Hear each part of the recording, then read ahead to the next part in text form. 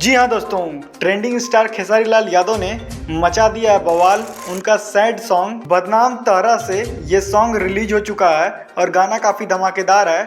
हमको तो बस यही लग रहा है इस गाने के माध्यम से खेसारी लाल यादव ने काजल राघवानी को बहुत ही तगड़ा जवाब दिया है।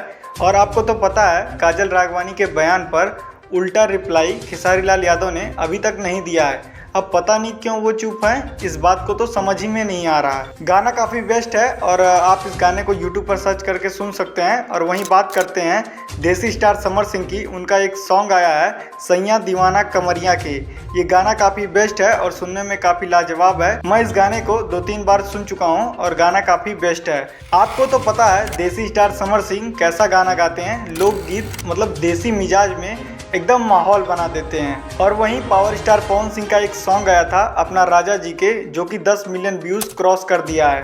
और इस गाने पे काफ़ी अच्छा रिस्पांस आ रहा है, लाइक कमेंट भी बहुत तेज़ी से बढ़ रहा है और पर डे लगभग 1.5 से 2 मिलियन व्यूज़ इस वीडियो पर आ रहे हैं। साथ ही मैं आपको बता दूं रितेश पांडे का हेलो कौन सॉन्ग 1000 मिलियन व्यूज़ क्रॉस कर दिया है और बना दिया है महा रिकॉर्ड।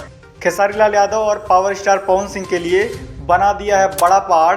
क्या इस पहाड़ को वो लोग तोड़ पाते हैं, ये देखना बड़ा दिलचस्प रहेगा।